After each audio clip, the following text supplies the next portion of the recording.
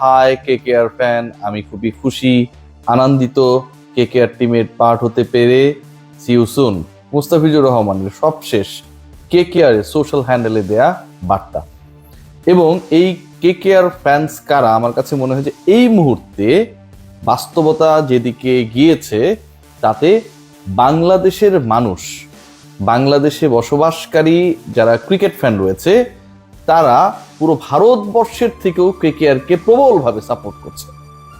মুস্তাফিজকে নিয়ে কেকেআর তাদের সোশ্যাল হ্যান্ডেলে যতগুলো পোস্ট করেছে এবং অন্য সকল ক্রিকেটারকে নিয়ে যত পোস্ট করেছে সব যদি একসাথে জোড়া লাগানো হয় অন্যদেরটা, মুস্তাফিজের সিঙ্গেল পোস্টের রিচ, ভিউ, রিয়াকশনে কাছাকাছি যাবার সক্ষমতা হয় নাই। এখন এই কেকেআর এমন একটা পর্যায়ে গেছে, এমন একটা রেকর্ড করতে মুস্তাফিজকে হেল্প করেছে, এমন একটা নিলামে চমক দেখিয়েছে যেখানটা সবারই চোখ ছানা বড়া করে ফেলেছে। কিভাবে? দেখুন, মুস্তাফিজুর রহমান বাংলায় যে স্টেটমেন্টটা দিলেন এটাও কিন্তু অনেক বড় একটা স্টেটমেন্ট।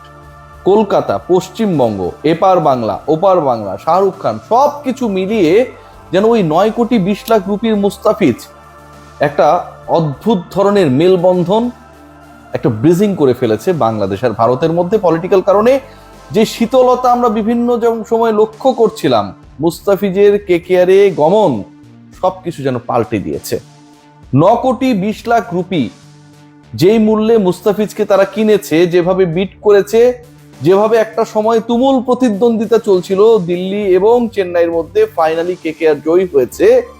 সেখান থেকে কিছু স্ট্যাট না বললেই না। এবং এর সাথে মুস্তাফিজের প্রাইসটা 15 কোটি রুপি হতে পারতো, সেটা কেন হলো না সেই আলোচনাটাও আজকের আলোচনায় খুব বেশি প্রাসঙ্গিক। খেয়াল করে দেখুন, 9,20,00,000 রুপিকে যদি আমরা কনভার্ট করি বাংলা টাকায় সেটা দাঁড়ায় প্রায় 12.5 কোটি টাকার কাছাকাছি। মুস্তাফিজ প্লে অফের হিসাব যদি আমরা বাদ দেই, সেখানকার বাদ দিলে টোটাল খেলবে 14টা ম্যাচ। 14টা ম্যাচে মুস্তাফিজের অ্যাপিয়ারেন্সকে যদি আমরা কমন ধরে নেই, এই 14 ম্যাচের জন্য তাকে পে করা হবে 12.5 কোটি রুপি প্লাস এটার সাথে টিএডিএ, বিভিন্ন allowance, performance bonus, man of the match কিংবা থাকে না অনেক কিছু অ্যাড করলে সেটা প্রায় 14 কোটি রুপির কাছাকাছি চলে যাবে। প্রতি ম্যাচে মুস্তাফিজুর রহমানের প্রাইসটা হচ্ছে প্রায় 1 কোটি রুপি। প্রায় 1 কোটি রুপি মুস্তাফিজুর রহমানকে প্রত্যেকটা ম্যাচে পে করার শর্তে, অলমোস্ট প্রায় 1 কোটি রুপি পে করার শর্তে কেকেআরে তিনি গেছেন। প্রত্যেক ম্যাচে যদি 1 কোটি রুপি হয়, অলমোস্ট 1 কোটি রুপি হয়, তাহলে খেয়াল করে দেখুন যে একটা ম্যাচে মুস্তাফিজ সর্বোচ্চ 24টা বল করবেন। এই 24টা বলের প্রত্যেকটা বলের জন্য মুস্তাফিজুর রহমানকে দেয়া হবে প্রায় 4 লাখ রুপি। একটা ডেলিভারির জন্য মুস্তাফিজের পেমেন্ট হচ্ছে 4 লাখ। মুস্তাফিজুর রহমান যে রেকর্ড ব্রেক করেছেন শুধু না, সেই রেকর্ড ব্রেক করে ক্ষুদ্র ক্ষুদ্র অংশে যখন এটাকে ভাগ করা হচ্ছে, এককে ভাগ করা হচ্ছে, তখন একদম চোখ কপালে ওঠার অবস্থা। কতটা ইফেক্টিভ তিনি সোশ্যাল মিডিয়ায়, কতটা ইফেক্টিভ তিনি পারফরম্যান্সে, সেটা কেকেআর আজকে বুঝে গেছে। পুরো বছরে 20 ম্যাচ খেলে 26 উইকেট ন্যাশনাল টিমের হয়ে, আইএল টি20তে অসাধারণ খেলছেন। লাস্ট যে আইপিএলটা হয়েছে সেখানটায় 3 ম্যাচে 4 উইকেট নিয়েছেন, 1 ম্যাচেই 3 উইকেট নিয়েছেন, একটা ম্যাচে উইকেট পাননি, সবচেয়ে ইকোনমিক্যাল ছিলেন। তার আগের আইপিএলে 9 ম্যাচে 14 উইকেট নিয়েছিলেন। And Mustafizur Rahman probably the best and the consistent performer in the bowling unit of Bangladesh. আজকে মুস্তাফিজের এই প্রাইসটা আরো হাই হতে পারতো। মুস্তাফিজ 15 কোটি রুপির কাছাকাছি যেতে পারতেন। পাথিরানাকে যেই প্রাইজে নেওয়া হয়েছিল, মুস্তাফিজ সেই প্রাইজের কাছাকাছি যেতে পারতেন। আমি জানি যে আপনারা এই আলোচনাটা যদি শোনেন তাহলে বুঝতে পারবেন। খেয়াল করে দেখুন, 2টা কারণে আসলে এই ঘটনাটা ঘটেনি। এবং প্রথম যে কারণটা, সেটার জন্য বাংলাদেশ ক্রিকেট বোর্ড ডিরেক্টলি দায়ী, একদম ডিরেক্টলি দায়ী। খেয়াল করে দেখুন যে রিয়াসাত আজিম সবসময় নেগেটিভ আলোচনা করে, কিন্তু এখানে নেগেটিভিটির জায়গাটা কোথায়? 7 জন ক্রিকেটার, যার মধ্যে 2 জন ক্রিকেটারকে নিলামে তোলা হয়েছে, বাকি 5 জনকে তোলাই হয় নাই। বাংলাদেশ ক্রিকেট এই 7 জন ক্রিকেটারের মধ্যে 6 জন ক্রিকেটারের বেলায় বলে দিল যে তাদেরকে ফুল আইপিএল খেলার জন্য এনওসি দেওয়া হবে না। বাংলাদেশের হয়ে তাদেরকে ব্যাক করতে হবে তাদের কমিটমেন্টের কারণে, এবং 6টা ম্যাচ খেলতে হবে নিউজিল্যান্ডের বিপক্ষে, যেন বাংলাদেশের যেই 6 জন ক্রিকেটারকে এনওসি ফুল সিজনের জন্য না দেওয়ার ডিসিশন নিল ক্রিকেট অপারেশন রাসুল আবিদিন ফাহিমের, মানে যেই ডিপার্টমেন্টের দায়িত্বে সেই ডিপার্টমেন্ট, যেন প্রত্যেকেই আসলে আইপিএল এ সোল্ড আউট হয়ে যেতেন। প্রত্যেককেই যদি এনএসই দেয়া হতো ফুল সিজনের জন্য, প্রত্যেককেই আইপিএল এ 10 দল কারাকারি করে নিয়ে নিত। ভাই আইপিএল আমাদের একটা মুস্তাফিজ খেলবে এটার আনন্দেই তো আমরা বাঁচি না। সেই জায়গায় বাকিদেরকেও এবং মুস্তাফিজকে যেভাবে ঠিক আইপিএল এর আগ মুহূর্তে রেস্ট্রিক্টেড করা হলো, এটা টোটালি আনপ্রফেশনাল। বাংলাদেশে যখন যে ওই চেয়ারটায় যায় তারা ওই কাজটা করে, এবং এই কাজটা করার ফলটা কি হয় জানেন? এই যে সেট বি তে চলে গেছেন, সেকেন্ড সেটে চলে গেছেন, প্রথম সেটে যদি তিনি থাকতেন যেখানটা অন্য ক্রিকেটাররা প্রায় 18 কোটি 20 কোটি রুপিতে বিক্রি হয়েছে, যখন প্রথম সেটের ক্রিকেটাররা তুলনামূলকভাবে বেশি দরে শুধু বিক্রি হন নাই, তাদেরকে নেয়ার ক্ষেত্রে দলগুলো এমন কিছু খেলা খেলেছে, কারণ তাদের ঝুলিতে তখন টাকা ছিল, অর্থ ছিল। এই কলকাতায় তো 64.30 কোটি রুপি নিয়ে নেমেছিল, চেন্নাই ঝুলিতে শুরুতেই ছিল হচ্ছে 43, 44, 45 কোটি রুপির কাছাকাছি।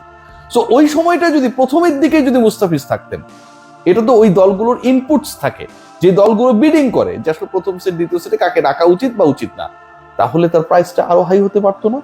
মুস্তাফিজকে নিয়ে যখন 3টা দল বিট করছিল, প্রথমে দিল্লি শুরু করলো, চেন্নাই তার সাথে কম্পিট করলো, শেষে এসে কলকাতা যোগ দিল, এবং যেটা অনেক সময় মনে হচ্ছে 5-5.5 কোটি রুপির মধ্যেই শেষ হয়ে যাবে, সেটা 10 কোটি ছুবে কিনা সেই রকম একটা সিচুয়েশন ক্রিয়েট হলো। সেখানটায় তো আরো অন্য দলও তো আগ্রহী হতে পারতো, কিন্তু তাদের পারচেস ক্যাপাসিটি তখন ছিল না যখন মুস্তাফিজকে নিয়ে বিট করা হলো। বাংলাদেশ ক্রিকেট বোর্ড ওই পারচেস ক্যাপাসিটি থাকা অবস্থায় দলগুলোকে অ্যালাউ করে নাই, আগ্রহী করে তুলে নাই সেট ওয়ানে রাখার ক্ষেত্রে, অথবা মুস্তাফিজের ব্যাপারে সেট ওয়ানে তিনি থাকলে তারা আগ্রহী, এরকম একটা মতামত দিতে আইপিএল গভর্নিং কাউন্সিলকে কিংবা বিডিং যারা পরিচালনা করছিলেন। কারণ মুস্তাফিজকে ফুল সিজনের জন্য তারা পাবে না, এটা তারা জেনেছিল। এমন একজন ক্রিকেটারকে আপনি ফুল সিজনের জন্য পাবেন না, কিন্তু সেই ক্রিকেটারকে নিয়ে আপনি শুরুতেই বিট করবেন, এটা ভাই পৃথিবীর যে কেউ, আমি হলেও তো এটা করবো না। ক্রিকেট বোর্ড এখানে সবচেয়ে বড় বাধাটা দিয়েছে, এবং সেটার ফল যেটা হলো মুস্তাফিজের ক্ষেত্রে শেষ মুহূর্তে গিয়ে চেন্নাই যখন হাল ছেড়ে দিল, 9-20 কলকাতা পেয়ে গেল।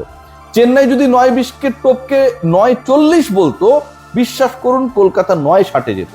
কলকাতা কেকেআর তারা এমন একটা মুডে ছিল, যেভাবে হোক they have to purchase Mustafiz. শেষ পর্যন্ত তারা সেটা করেছে, কিন্তু মুস্তাফিজ আসলে যত অর্থে বিক্রি হবার কথা ছিল, যেহেতু অনেকের প্রাইসটা 25 কোটি 18 কোটি 14 কোটি রুপি পর্যন্ত বিদেশি ক্যাটাগরিতে উঠেছে, বিদেশিদের মধ্যে টপ 5 এর মধ্যে মুস্তাফিজ ছিলেন। টোটাল আজকের যে অকশনটা হলো গতকাল, সেই অকশনে টোটাল হাইয়েস্ট পেইড ক্রিকেটারদের মধ্যে টপ 6 এর মধ্যে তিনি ছিলেন। সেই মুস্তাফিজের প্রাইসটা আরো হাই হতে পারত, শেষ পর্যন্ত হয় নাই।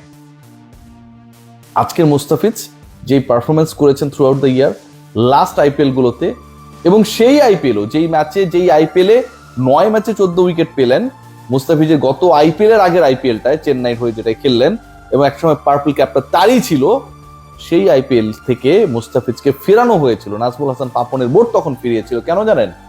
কারণ জিম্বাবুয়ের বিপক্ষে বাংলাদেশের খেলা ছিল। বাংলাদেশ ক্রিকেট বোর্ডের জন্য জিম্বাবুয়ে বড় প্রতিপক্ষ, এবং তখনও মুস্তাফিজকে দরকার পড়ে। নিউজিল্যান্ড বড় প্রতিপক্ষ দরকার পড়লো, যদি মাইনাও নি, আয়ারল্যান্ড জিম্বাবুয়ের বিপক্ষেও মুস্তাফিজের মতো ক্রিকেটারদের দরকার পড়ে। আইপিএল খেলার থেকেও এগুলো বেশি গুরুত্বপূর্ণ হয়ে যায়। সো এই যে ঘটনাগুলো ঘটেছে, এগুলো বাংলাদেশি ক্রিকেটারদের ব্যাপারে ফরেন যারা ফ্র্যাঞ্চাইজি ওনার রয়েছেন তাদেরকে অনাগ্রহী করার ক্ষেত্রে সবচেয়ে বড় একটা প্রভাব বিস্তার করে। 5 জন ক্রিকেটারকে যে ডাকা হয় নাই, এটাও তার একটা কারণ। সিরিয়াসলি ট্রাস্ট মি, অ্যাটলিস্ট তো কল হতে পারতেন, আনকল থেকে গেলেন, সেটাও আমার কাছে মনে হয় একটা কারণ। বাট আমার কাছে তারপরেও মনে হয় it's going to be unbelievable journey. যিনি বিরিয়ানির প্লেট নিয়ে বসেছেন, এবং আজকে মুস্তাফিজের ওই বিরিয়ানির প্লেট নিয়ে বসা ছবিটা কেকেআর পোস্ট করার পরে একটা ব্যাপারই মনে হতে পারে যে বিরিয়ানিটা শুধুমাত্র মুস্তাফিজ খাচ্ছেন না, বাংলাদেশের 18 কোটি মানুষ, পশ্চিমবঙ্গেরও যারা বিরিয়ানি লাভার তারা সবাই একসাথে খাচ্ছেন, এবং যতজন খুশি খেতে পারেন সেটার প্রাইস হচ্ছে কোটি কোটি মানুষের, প্রায় 20 কোটি 22 কোটি মানুষের বিরিয়ানি খাওয়ার মূল্য হচ্ছে 9 কোটি 20 লাখ রুপি। সবাই ভালো থাকবেন, টেক কেয়ার।